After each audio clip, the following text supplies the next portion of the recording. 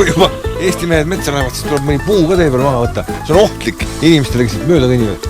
Teed käib ringi, vaatab sellise metsamehe pilguga, ta tunneb. On nagu Lõuna-Eesti põhimõtteliselt ju. Sellist põlislaant on põhimõtteliselt Eestis 2 kohas. Lõuna-Eestis ja Matsalu kandis.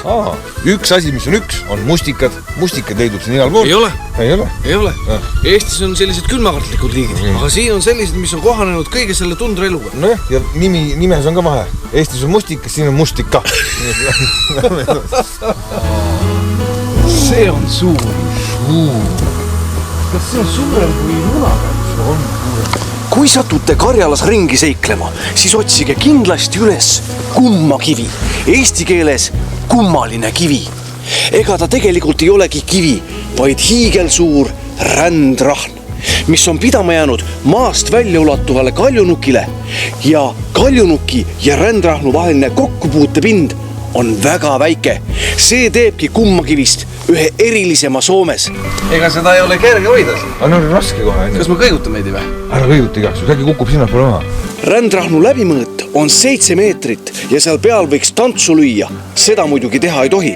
Küll aga on seal rändrahnu peal kasvama hakanud kuuseke ja lausa 30-aastane mänd.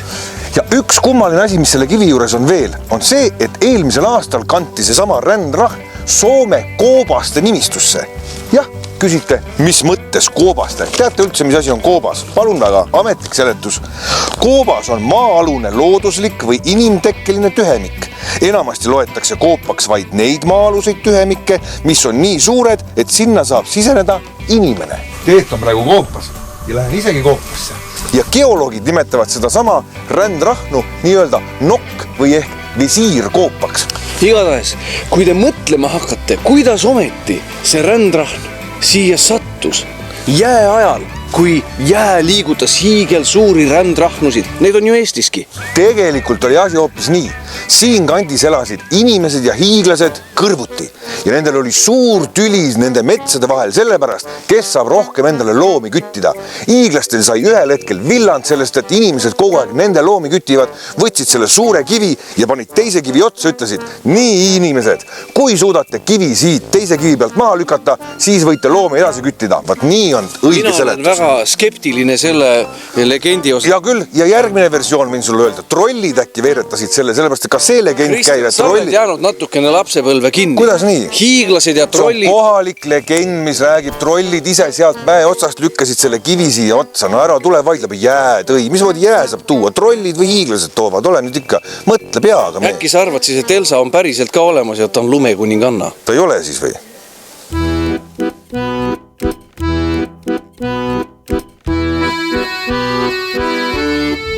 Armas rahvas, nüüd aga oleme Lõuna-Karjalas ja Venemaa piirile nii lähedal, et Venemaa piir põhimõtteliselt jookseb siin samas kraavis.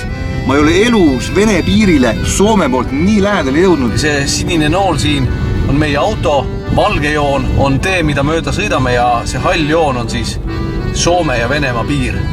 Nii et siin metsa ei tohi minna. Igal juhul ilus on see ümbrus, nii et soomlastel tasus omal ajal selle maa eest sõdida.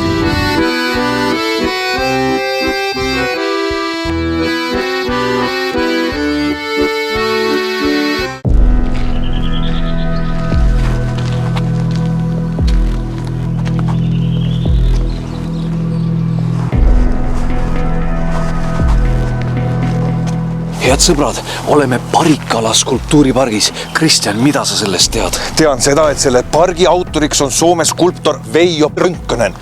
Mehele meeldis nii väga skulptuure teha, et oma elu jooksul valmistas ta neid kokku 566 tükki. Ja mehele skulptuurid meeldisid, aga inimesed mitte nii väga. Ja sellepärast, kui ta oli teinud valmis mõned skulptuurid, tulid inimesed siia, et vaadata ja rääkida temaga. Temaga rääkida ei tahtnud, siis ta valmistas veel rohkem skulptuure. Sellepärast, et ta lootis, et skulptuurid ise räägivad inimestega. Kristjan, kas ma praegu näen õigesti? Sest mulle tundub, et selle skulptuuri suus on ehtsad inimhambad. Täpselt nii teed, su silmad ei peta sind. Siin on päris mitmel skulptuuris suus, päris inimeste hambad. Kust noor Veijo need sai? Seda ei tea mitte keegi.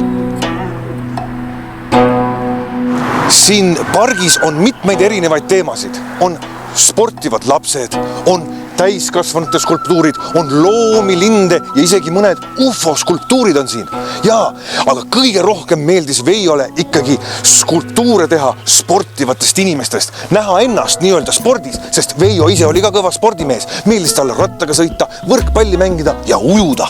Kuid vanemaks saades, kui Veijo enam ei saanud ise spordiga aktiivselt tegeleda ja see teema ennast ammendanud oli, hakkas ta tegelema joogaga ja seepeale sündis siia skulptuuride parki 250 ja enama skulptuuriga joogakujude park. Ja see siis ongi kuulus joogapoosides skulptuuride sektsioon, mille Veijo valmistas 20 aasta jooksul. Ja esimene skulptuur siin selles joogapargis oli just see.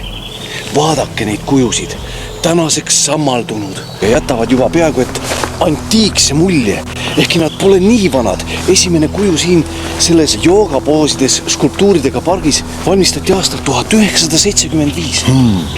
Väga müstiline paik.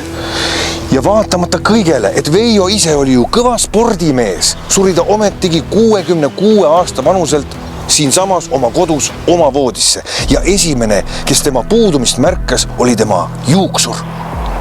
Õnneks, aga tänapäeval pani kohalik ärimees perekonnale õla alla ja tänu temale saabki see park lahti olla ja meie kõik seda ägedat ekspositsiooni näha. Parikkala skulptuuripark väärib vaatamist siin Soomes.